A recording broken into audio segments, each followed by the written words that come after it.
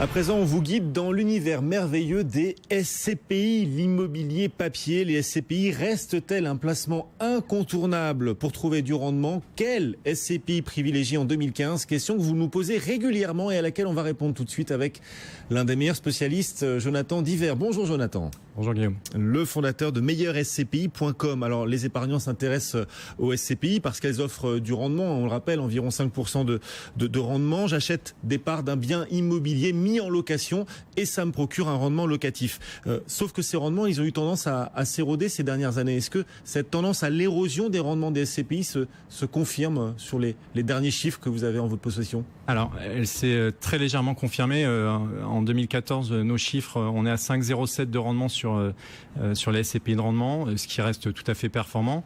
Voilà. Néanmoins, il y a beaucoup de compétition entre les investisseurs qui font mécaniquement baisser les taux de rendement, donc une très légère baisse. Quel type de SCPI affiche encore aujourd'hui les meilleurs rendements?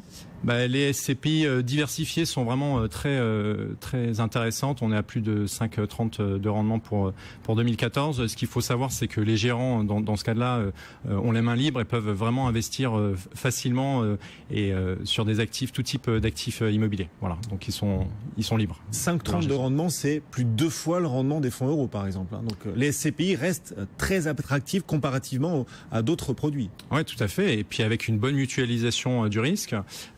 Les gérants de SCPI collectent et ont beaucoup collecté en 2014, mais ils ont aussi beaucoup investi et ils ont investi dans des conditions qui sont tout à fait satisfaisantes en France, mais également à l'étranger. Oui. Et malgré tout, légère érosion des rendements. Pourquoi cette légère érosion qui, a beau être légère, elle se confirme d'année en année? Alors, ce qu'il faut savoir, c'est qu'il y a beaucoup de capitaux qui sont disponibles. Il y a le taux au niveau du crédit, sont très faibles, ce qui fait qu'il y a beaucoup de compétition pour acheter des actifs de qualité qui mécaniquement baissent les taux de rendement immobilier. Et ces taux de rendement immobilier baissants ont un léger impact sur les SCPI de rendement. Voilà pourquoi on passe sur un rendement encore légèrement supérieur à 5, mais un petit peu inférieur aux années précédentes. Alors, voilà, on sait que les SCPI, on peut y investir à travers des bureaux, à travers des boutiques, à travers des crèches, à travers des résidences pour personnes âgées. Qu'est-ce qui marche le mieux?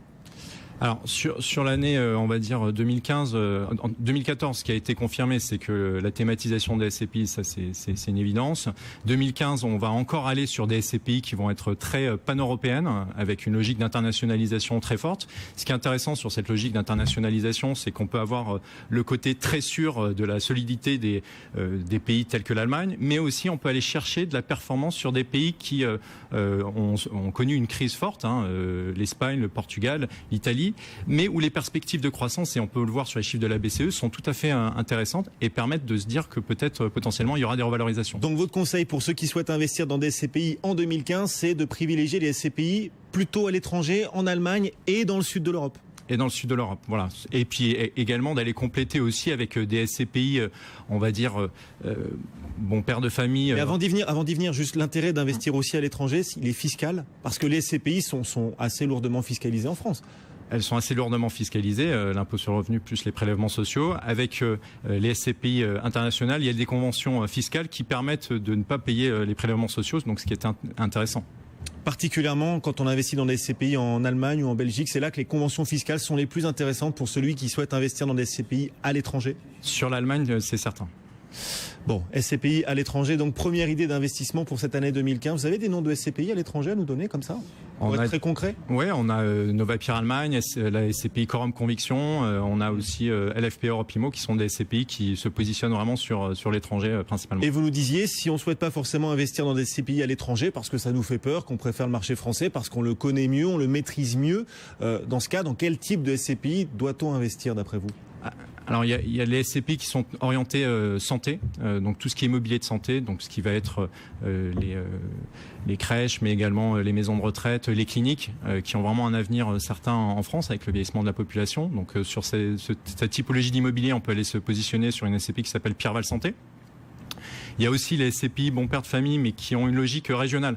C'est-à-dire si on a envie d'investir à proximité de chez soi, vous voyez, de se dire plutôt que d'investir uniquement sur Paris, si j'ai envie d'aller me positionner sur la zone Grand Est, il y a une SCPI qui s'appelle Grand Est, et je vais pouvoir me positionner sur ce marché-là que je vais pouvoir maîtriser si j'habite par exemple à Strasbourg. Sauf que les rendements sont peut-être pas aussi importants qu'en région parisienne, non? Enfin, ça a l'avantage de la proximité, ça a le désavantage du rendement qui est peut-être plus important dans les zones tendues et particulièrement dans le cœur de Paris. Alors on est sur des rendements qui sont intéressants aussi, on est au-delà des 5% sur les zones de région. Sur Paris, on a aussi, alors en Ile-de-France, des rendements qui sont intéressants, qui sont pas légèrement supérieurs, parce qu'en fait les taux de rendement d'acquisition immobilier, quand vous achetez un immeuble de bureau à Paris, ça coûte plus cher. Ça coûte plus cher et votre rendement est moins important. Et donc on a les mêmes rendements sur certaines zones de province, voire légèrement supérieurs. Un exemple justement de SCPI régionale? La SCPI Grand Est, voilà, qui collecte modérément et qui est capable d'acheter des actifs de qualité.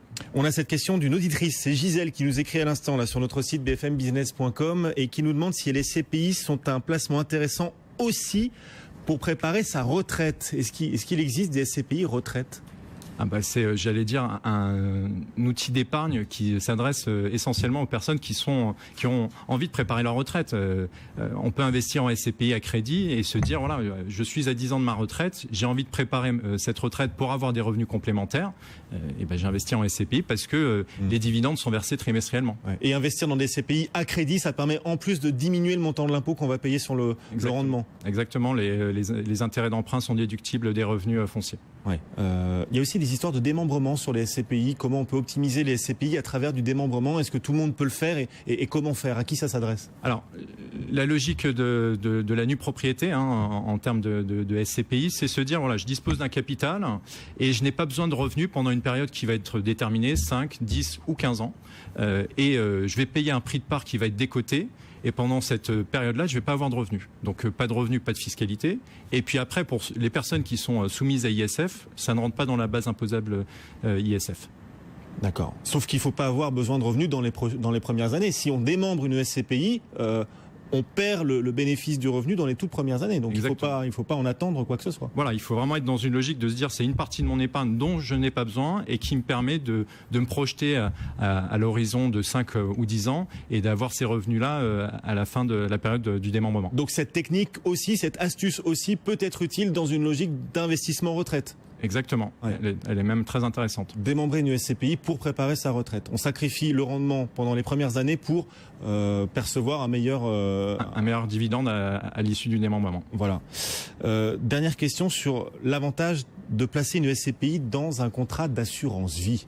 Beaucoup d'assureurs vie disent oui, il y a moyen de doper le rendement de vos fonds, de vos contrats d'assurance vie. Certes, ils sont en train de s'éroder, mais on peut les doper en y intégrant des SCPI. Est-ce que celui qui souhaite prioritairement investir dans des SCPI a intérêt à les placer dans son contrat d'assurance vie? C'est un outil qui est intéressant fiscalement. Maintenant, il faut savoir que toutes les bonnes SCPI ne sont pas forcément disponibles dans les contrats d'assurance vie. Donc, il faut être très sélectif sur les SCPI qui sont accessibles via des contrats d'assurance vie. Et les assureurs qui proposent des SCPI dans leurs contrats, ces assureurs prennent des frais sur le rendement des SCPI? Alors, ils prennent des frais sur le capital, sur les unités de compte, qui peuvent être parfois assez importantes. Donc, il faut regarder aussi cet élément-là. Et puis il faut regarder aussi de savoir à quel prix de part vous entrez. Il y a des petites technicités à vérifier. Voilà, donc un peu de prudence. On sent que vous êtes prudent sur l'intérêt d'intégrer les SCPI dans les contrats d'assurance vie. Mais votre conseil, donc, c'est pour 2015 d'investir dans les SCPI à l'étranger, les SCPI sur le secteur de la santé et les SCPI régionales. Exactement. Pour comprendre dans quoi on investit. Merci beaucoup, Jonathan, d'être venu nous voir, le fondateur de meilleurscpi.com. Cédric. Le CAC 40 qui reprend un petit peu de poil de la bête, plus 0,35%, est à 4847 points. BFM Business, intégral placement, idée de fonds. Et quelques idées de fonds avec Arthur Menchet. Bonjour Arthur. Bonjour Cédric. Analyse de fonds chez Morningstar. Vous évoquez ce matin un fonds signé AXA. C'est le fonds AXA France Opportunité. Oui, alors c'est un fonds avec un profil multicap investi sur l'ensemble de la côte française. Alors il est proposé par AXA Investment Manager. C'est une société qui possède globalement une bonne culture d'investissement. Quels sont les points forts de ce fonds ?